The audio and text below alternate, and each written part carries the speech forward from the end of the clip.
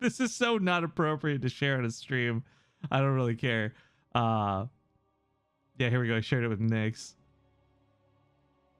If you could get $100 per jerk off for life or $1 million for one time, which would you choose and why? $100 per jerk off. I figure I could jerk off 50 guys a day. And if anyone doesn't understand the Silicon Valley reference, it's still just a stupid statement on its own. Anyways, would you take $100 every time you jerk someone off for $1 million for one time? Let me know in the chat. But we're hopping into game 1 in a brand new best of 3. Spawning here on the right side of the map are, I guess, technical defending champions, the Red Zerg Ret and his ally, the Yellow Protoss TT1. His opponent and their opponents to the top left. Ooh, hoo, hoo, hoo. Up to no good. We've got the combination of the cutie club. It's Beastyqt and his ally, the Green Protoss, the ultimate build memer, MaxPax. And you know what? I was watching Scarlet do some commentary on, I think it was sort of streaming, and they were shit talking the MaxPax build. Why would anyone do the MaxPax? Because they want to lose a ladder game? I want MaxPax to absolutely murder everybody today. It would be great. But as you can see, he started with a cannon rush, and I guess one of the nice benefits to playing a 2v2 is not only do you have all the probes to pull to defend the cannon rush, you actually have an ally to help you with that as well. But MaxPax is in a pretty, we're gonna say, hot spot above that, because right now he's not actually getting anything down. The cannon might finish up in a sec. Okay, this other probe was so important. Trying to get something up on the high ground for vision, because without this pylon, this cannon's not a threat. And this probe is actually locked in by these pylons. He's gonna have to break one of his own pylons, yeah, to get out of here and start cannoning up on the high ground. But of course, for those who don't play Protoss, you cannot actually build up on the power field. You can only build down on power fields. So this cannon is supposed to cover the probe as it gets over here and places a pylon, threaten the mineral lines. But this is a tough spot. TT1 has been really stunted from this opening. A lot of lost mining chasing this around, but you see he's doing a really good job zoning out the probe, because if that probe gets close enough to be covered by the cannon, it's probably all over. So with the links coming out, I think it's safe to say MaxPax has been shut down with his opening so far. However, Beasty's coming in now, and he's covered by that cannon. 2v2's got a lot of different mechanics you often don't think about. One of the most common ones we see is actually Protoss and Zerg pairing up to do a cannon rush, with the Overlords providing the high ground vision that you can see was a bit of a problem to try and get. But with Reapers now dancing around this went from being a bit of a novel ha ha ha to this is real trouble time. There's a Stalker out too, but MaxPax, through this Reaper distraction, got his probe up here, and he's gonna, you bet your ass he's gonna start building things. And Beasty's got to do everything in his power to keep that Stalker from killing his probe. If that probe dies, this attack shut down and makes this all not worthwhile. So you see them. I love the synergy of these two working together. Walls this off, making it even more difficult to put probes into this. Guys, this could be the beginning of the end right here. The cannon rush is a cheesy thing to see, and it's so much more frustrating when your opponent has a good ally to back that cannon rush up. Goes in here for the queens, tries to toss him away from the creep and into the cannon. Oh, it's so sexy. You hate to see it, but you love to see it. And he's now covered here by the cannons on the high ground. A little bit of Sim City set up here too. Oh, this is disgusting to watch. Even if this holds, they are so far behind from this, Ret and TT1, because so many probes were pulled, so much mining was lost. I mean, Ret wasn't really disrupted through a lot of this, but keep in mind, MaxPax was still mining back at home, and he's even prepping for an expansion. So in every way imaginable, this opening worked. Whether it ends the game or not was the only real question. And with this probe nestled in here, oh my god, MaxPax, it's actually so good. Oh, it's still alive! Taking bets right now. He walls in the probes. No way. Oh, the probe finally dies, but this is already more than enough damage done, guys. He saves the cannon. Oh, there's the GG. A quick game, but a fun 4-minute, 30-second match. Beastyqt and MaxPax take game number 1. Emerald City's a much bigger map, and it's a little bit harder to pull the same maneuver off on. And it should be noted, MaxPax is actually not a player who's well known for cannon rushing, but he is known for aggressive builds. The whole meme around the MaxPax build involves the one gateway and pushing across the map and being super frustrating and annoying. But as I just mentioned, Emerald City is one of these really, really big 2v2 maps, and you have to go all the way across the middle too.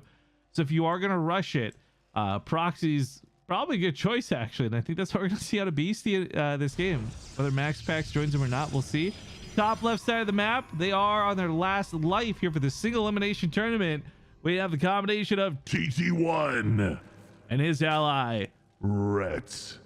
Plays for Clash, but used to be on Team Liquid. Spawning here in the bottom right side of the map. Up 1-0 and frankly up to no good from what I can tell. We have the combination of the one and only MaxPax and his ally, Beastyqt. Now for Beasty, he's actually doing this without gas. So Marines, I guess. But there was an interesting dynamic where it's like a 1-2 punch. And last game, we saw Beasty be the one to assist the Proxyer. This time it'll be MaxPax. But I do believe pretty firmly we're going to see him push out some units out of this gateway very quickly. Beasty will not be alone for too long. But this is the scouting I was talking about. This is a huge map. You cannot rely on just Overlord scouting. So as TT1 pushes out across the map, first off, I want to point out he's building very close to home. I'll explain that more in a moment. But he's going to get a very big scout at the top of the ramp and see no Terran buildings. This is so suspicious. Normally you get Terran buildings as part of the wall off because, you know, you get the depot to raise and lower. The fact that there's no barracks up here doesn't mean there's a proxy, but this just raised the chance that they assume proxy by like at least 50%. In fact, for me, I'm like, with how they played game one, there's no way they're not proxying. And Red's not going to see this bunker being built right aside his natural. Not just yet. Okay, Link should be able to kill the SCV and keep the bunker from finishing. A little too close to chaos, actually, as the Marine comes up here and protects the first SCV. They're a little scuffed up. They can repair each other in a pinch. But 2 Marines, he's got to pull drones. Drones pulled into this. Perhaps a little too late. That first bunker is going to finish up. Tries to focus the SCV, but it's a little too slow. Oh, gets the SCV into the bunker. Loses one of the SCVs, so they can't repair indefinitely, but he can build the second bunker up. And with that, base is going to provide some pretty hard pressure here to the natural base. I can see the Stream Raiders battles ready. We'll give that a shot here after this game is done, guys. Thank you for signing up to play. 221 army units. It's good to see. It's more than we're seeing in Starcraft, at least. SCV here will barely die, so the second bunker will not complete. This does actually put a pretty hard limit on these guys staying out here. Red's actually handling this pretty decently, but he is on 14 workers, unfortunately, as a result of this. And while he's building a lot of Zerglings right now, there's not really counterattack potential coming out of it. They're both going to exhaust a lot of army units breaking this bunker. The bunker is going to be broken, make no mistake, but as you can see here, trading out best he can, salvages the bunkers too, gets a lot of that money back and pulls back home. Ultimately for Beasty, the investment wasn't that bad. 500 minerals lost to 575 minerals lost. But I think the worst part for Ret is his worker count got totally cucked through all of this. Now on 14 drones, he's got half the worker count of pretty much every other player in the game right now. So it is imperative that these Zerglings do enough damage to justify that. Depot gets raised. You can see it was pinged there too. Like, raise the depot, Beasty. It's worth noting it was a shield icon. That's how you know it was an ally ping and not Ret spamming, hey, let's defend the depot we're about to attack. Killing this Nexus is going to make them feel a lot better about their position in this game. Securing the kill, however, is not going to be that simple. The Oracle's here. Oh, God. Was this a big mistake? The Hellion starts kiting around, of course. Second one joins them. Okay, they'll clean this up. But I was like, oh, man. That was either the sickest bait or the biggest mistake. All right, looks like Stalkers might still kill the Nexus at the end of the day. There are Phoenix coming in. That crowd control is going to be a real hard point to deal with. TT1's got a very aggressive army set up with more warping in. BC actually doesn't really have units to contribute to this yet. Once he gets a siege tank out, I'm going to like BC's position a lot more. But this is going to break into the base before that's the case. And BC, feeling a little useless right now. Feels bad, man. Those proxy racks come home. They didn't produce anything. The factories are producing way too late. SCV's getting pulled into this because they have to be, frankly. Probes pulled too, because if they don't deal with this right now, it is all over. Oh, the Lynx catch the Hellion. The other two trying to wash off the Zerglings. This surround is awkward to see. Stalkers being lifted up into the sky.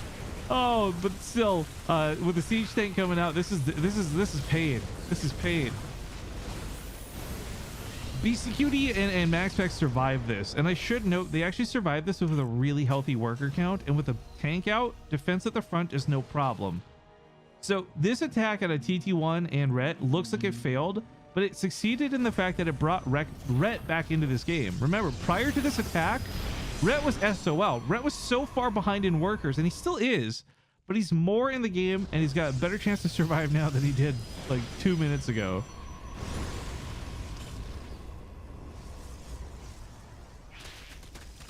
This was a bold move out of MaxPax. Oh, that's not a cancel, that's a kill.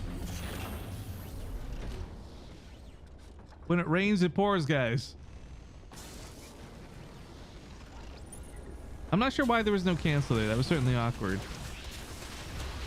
BC has the Hellion count to deal with the Zerglings. He just doesn't have a good means to deal with the Stalkers unless they walk in a tank fire. A couple of Widow Mines could help with that too. I do feel like this is a little awkward and chaotic here at the natural base. Keep in mind, while this went on, Ret and TT1 did establish an expansion, but then we have these Phoenix coming across the map looking to wreck that up. The Phoenix use a lot of their energy defending, so they don't actually have that much to lift up probes. But the Hellions, they actually deal with the Zerglings pretty well. Tanks getting good shots here in the siege tanks. TT1, I think, is distracted back at home, so he lost more Stalkers than he should have, frankly, on the front lines. But between Widow Mines and siege tanks, BC's expansion is down, and MaxPax get his going here shortly as well. Crazy costly engagement for both sides, but like I said, this attack out of Ret and TT1, this brought Ret back into the game. This was a really key thing to do.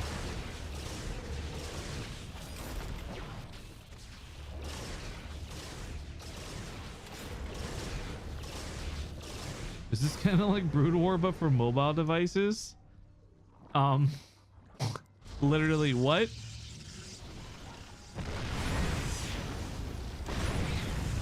All right, we got another command starter coming up for BC. So it's gonna have that economy rocking and rolling. You can share some of that money with MaxPax too to help make up for that probe count that he's gonna have to be chronoing out. Now, a little fun fact about 2v2s, since I know this isn't super important, but it is worth noting. Terran units can repair mechanical units, as you guys know, with SCVs. What some of you may not know is that you can repair your allies' mechanical units even if they're not conventionally repairable. Meaning this Phoenix army out of MaxPax has been pretty banged up from these fights. Oh, forget anything I was going to get into there. The Hellions get in underneath this. Those probes are good as dead. TT1 goes from having a pretty decent worker count to no workers. And with that, G. I was going to talk about how they could repair up the Phoenix, have a long battle. No, not that mad. The Hellions got in there. There's nothing to stop them. Beastyqt MaxPax take the series 2-0.